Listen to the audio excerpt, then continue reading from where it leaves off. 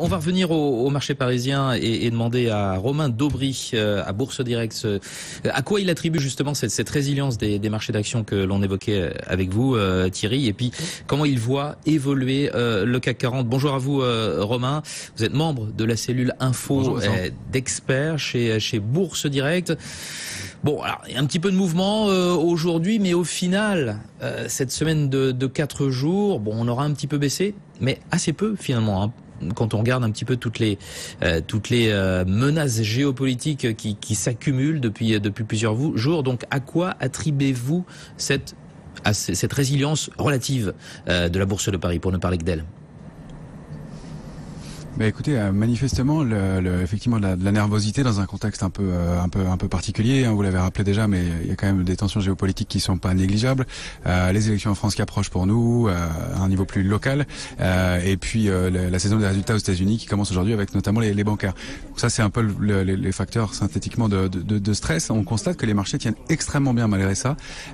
Pourquoi ? Parce que je crois qu'on price pas vraiment le risque, on veut pas vraiment croire à tout ce qui se produit là, et que les marchés sont les investisseurs sont relativement légèrement investis, c'est-à-dire que ils sont rentrés dans le marché au fur et à mesure avec une progression réelle, mais je crois qu'il y a beaucoup de liquidités et que beaucoup attendent un retour du marché et un repli plus important pour se positionner et rentrer de façon plus massive. Donc je pense que il y a un rachat systématique. On constate que chaque point bas est repayé assez rapidement. C'est un petit peu moins le cas aujourd'hui où c'est un petit peu plus mou, mais pour l'instant en tout cas on tient plutôt bien, et force est de constater que malgré la hausse de la volatilité qui a commencé à remonter pas mal sur le mois de mai en France, qui a monté aux États-Unis, qui a repassé les niveaux de 15 sur le VIX, l'indice de volatilité sur l'indice Standard & Poor's, malgré tous ces facteurs-là, le marché tient bien et on constate qu'il est plutôt assez payé. Donc en fait, on est dans une situation technique qui se décrit comme un trading range, une évolution entre une borne basse et une borne haute. Sur l'indice CAC 40, c'est 5056, 5130 sur le contrat à terme, sur l'indice CAC 40, futur sur l'indice CAC 40, 5056, 5130. Donc c'est dans cette zone-là qu'on évolue pour l'instant. Elle tient. Là au moins c'est très clair. Et le marché est très technique. Il réalise ses objectifs au point près. Donc on sait que sous 5056 en clôture, ce serait pas très bon signe pour la semaine à venir, et qu'un repli vers 5000 dans un premier temps serait pas à exclure. Voilà, on termine la semaine et puis on va pas prendre non plus des risques majeurs à la veille d'un grand week-end férié, où toutes les places vont être clôturées aussi. Ouais, on est à J-10 du premier tour de la présidentielle, ce qui veut dire que du fait que lundi va être férié, il ne restera plus que 4 jours de marché avant le premier tour. Donc vous avez le sentiment que tous les investisseurs qui se sont déjà placés dans la perspective de ce premier tour, il n'y a pas de fébrilité particulière, ça veut dire que ça y est, que les paris entre guillemets sont faits? Alors les paris, je saurais pas le dire, mais en tout cas, on constate que les investisseurs se sont couverts. Ce n'était pas le cas il y a quelques jours, et là, ça y est, c'est enfin le cas. La volatilité qui est montée en est quand même un signe. La position ouverte est quand même relativement raisonnable, enfin pas trop faible sur les options. Ça veut dire que les investisseurs sont couverts malgré les volumes qui sont très faibles sur le marché. Donc il n'y a pas de prise d'initiative, pas de prise de risque, et on le comprend. On a déjà connu des surprises assez significatives dans les mois précédents sur les marchés.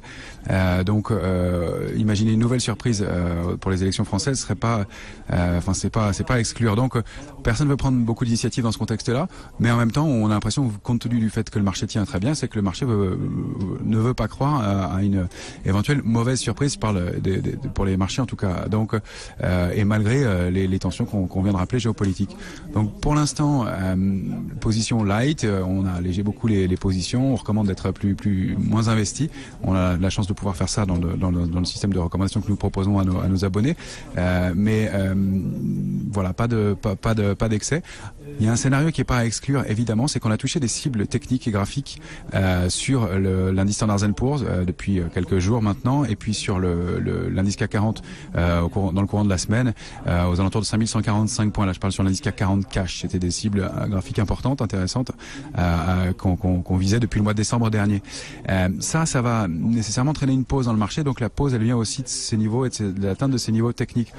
Donc que le marché se mette un peu en stand-by compte tenu des des éléments et compte tenu des cibles techniques touchées, c'est pas anormal. Maintenant, pour un scénario de baisse, on peut pas complètement l'exclure non plus dans l'immédiat. Entre 6 et 7% de baisse sur l'indice Standard & Poor's ou sur l'indice CAC 40 serait pas invraisemble et remettrait pas en cause la tendance haussière de fond dans laquelle on se trouve depuis quelques temps. En tout cas, si ça se mettait à corriger aux États-Unis, il est fort probable qu'on entrerait dans le même scénario. Donc une correction de 6% est probable, ne remettrait pas en cause le scénario de hausse. Une correction qui se ferait sur quelle période entre, on va dire, le début de la semaine prochaine et l'après-premier tour? Ouais, par exemple, ça peut aller assez vite. 6%, c'est pas énorme sur un marché qui a quand même beaucoup progressé depuis les élections de Donald Trump. Plus d'une vingtaine de pourcents. Donc que le marché globalement passe une pause, prenne son bénéfice, c'est pas normal, c'est pas irréaliste. Et encore une fois, on est loin des niveaux d'alerte majeurs. Le niveau d'alerte moyen et court terme, c'est plutôt aux alentours des 5000 points, mais très court terme, c'est plutôt 5050. Court terme 5000 points autour et ensuite tant qu'on tient au-dessus de 4850 points il n'y a pas d'alerte majeure, donc on revienne sur ces niveaux voire un petit peu en dessous, ce serait pas un drame, et il y a pas mal d'investisseurs qui semblent vouloir se placer en repli et intervenir sur ces niveaux-là, donc c'est pas le scénario le plus probable, mais en tout cas une poursuite de la hausse dans l'immédiat me paraît un peu compromise, ça c'est pas le scénario qu'on privilégie. Un trading range, donc une évolution latérale comme on le fait, c'est le cas pour l'instant, donc ça c'est la certitude. Et en revanche, un scénario de baisse n'est pas à exclure. Voilà, c'est plus dans cet ordre-là qu'on voit les choses dans l'immédiat. C'est pour ça, par exemple, qu'on travaille des actifs comme l'argent, qui semble avoir un petit potentiel de hausse à court terme et qui pourrait rattraper un peu la performance de l'or aussi. Oui, parce que l'or, ça semble se calmer là. 1283 dollars l'once, d'après vous, on est un petit peu à bout de souffle sur l'or.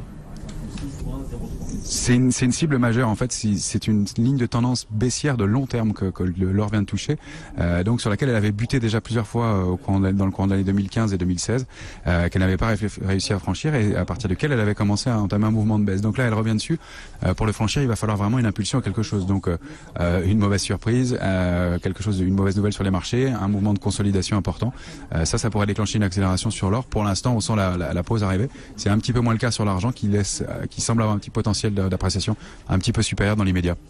Parfait. Romain Daubry, merci pour cette analyse. Membre de la cellule Info d'Experts de Bourse Direct. Thierry